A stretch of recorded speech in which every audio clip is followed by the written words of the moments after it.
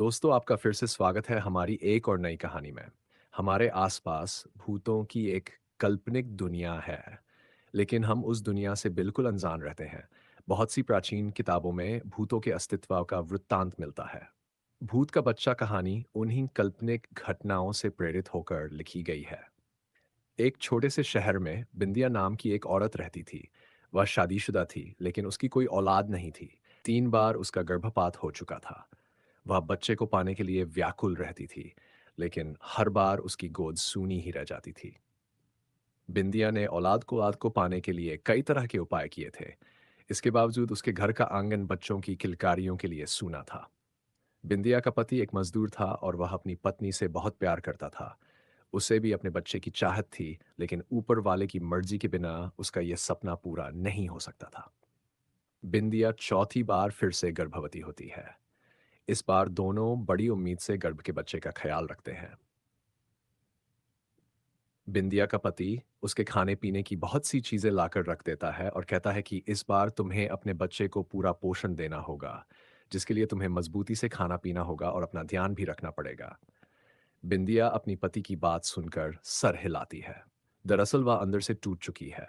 बच्चे को पाने की उसने अपनी सारी उम्मीदें खो दी है, लेकिन अपने पति के आत्मविश्वास को देखकर वह अपनी हिम्मत बढ़ाती है और तय करती है कि इस बार वह मां बनकर ही रहेगी।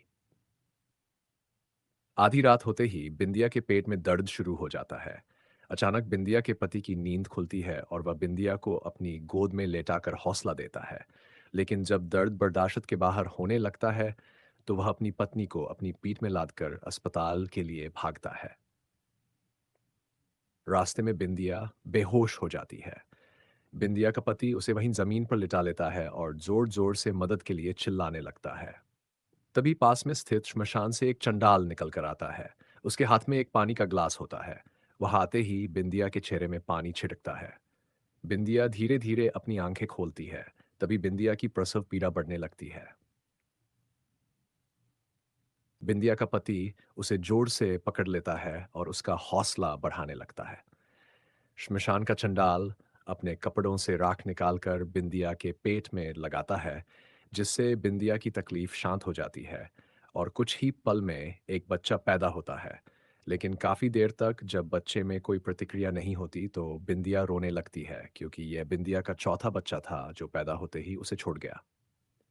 बिंदिया का पति बच्चे की मौत से दुखी हो जाता है, लेकिन वह अपनी पत्नी के सामने अपना दुख व्यक्त नहीं करता।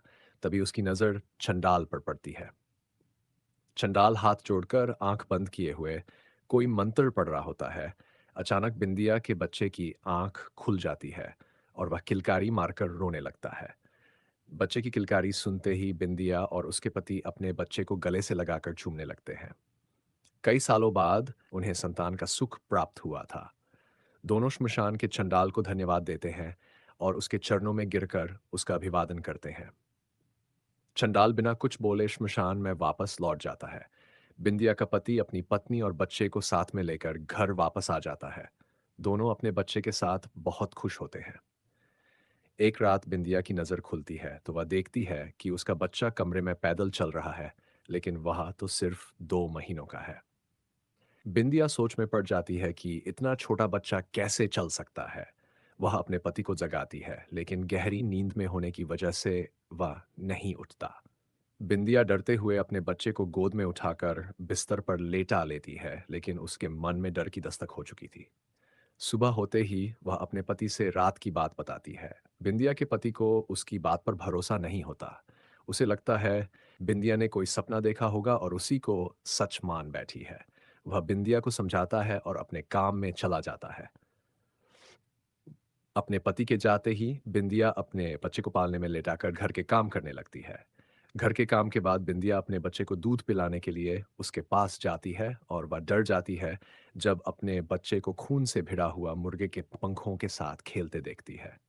अ, तभी पड़ोस की महिला बिंदिया के घर आती है और कहती है, मेरा मुर्गा नहीं मिल रहा है, क्या तुम्हारे घर में आया है? बिंदिया कुछ नहीं समझ पा रही थी। उसका दिल मानने को तैयार नहीं था कि इतने छोटे से बच्चे में इतना बड़ा मुर्गा खा लिया था। वह अपनी पड़ोसन से झूठ कह देती है कि मैंने इन्हें नहीं देखा है। शाम को जब बिंदिया का पति घर आता है, तो बिंदिया बहुत घबराई होती है और कमरे के कोने में शांत बैठी होती है। वह आते ही बिंदिया से कहता है, क्या हुआ, तुम ऐसे क्यों बैठी हो?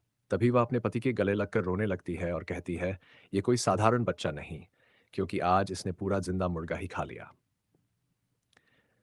बिंदिया का पति ये बात सुनते ही हक्का बक्का रह जाता है। वह जल्दी से उसी श्मशान की तरफ भागता है जहां यह बच्चा पैदा हुआ था। वहां पहुंचते ही उसे वही वही चंडाल फिर से दिखाई देता है। उनके पास पहुंचते ही वह कहने लगता है, बाबा, वह बच्चा तो असाधारण है। क्या उसे कोई भूत बाधा आई है?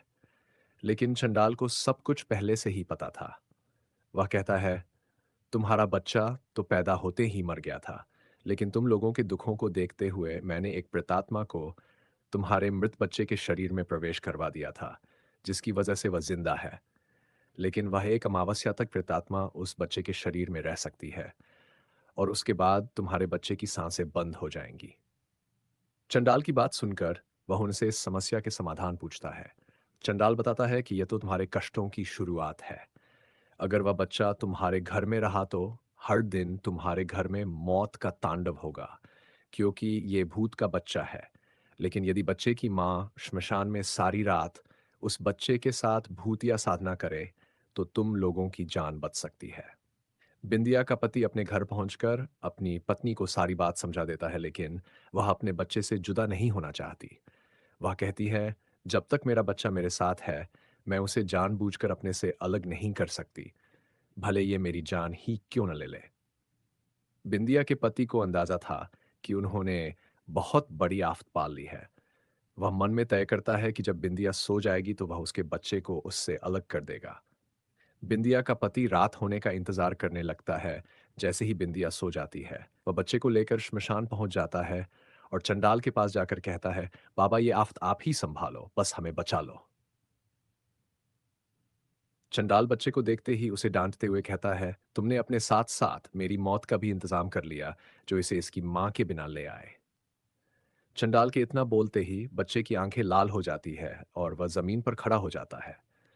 चंडाल बच्चे के सम्मोहन में वशीभूत हो जाता है और वही श्मशान में बने हुए एक गड्ढे में गिरकर बेहोश हो जाता है। बिंदिया का पति चंडाल की दुर्दशा देखकर डर जाता है और वहां से भागने लगता है, लेकिन एक अदृश्य ताकत उसे पैरों से पकड़कर कई बार जमीन पर पटकती है, जिससे वह लहूलुहान हो जाता है और बच्चा उसे उसी गड्ढे में डाल देता है जिसमें चंडाल पहले से पड़ा हुआ है। दोनों के गड्ढे में जाते ही श्मशान में जोरदार हवाएं चलने लगती है और मिट्टी उड़कर उसी गड्ढे में जाने लगती है, और देखते ही देखते दोनों जिंदा ही दफन हो जाते हैं। यहाँ दूसरी तरफ जैसे ही बिंदिया की नींद खुलती है, उसका बच्चा उसके बगल में लेटे हुए मुस्कुरा रहा होता है। लेकिन बिंदिया के पति का कुछ पता नहीं चलता हुआ है। वह रात भर अपने पति का इंतजार करती रहती है, और इसी के साथ कहानी का पहला भाग समाप्त हो जाता है।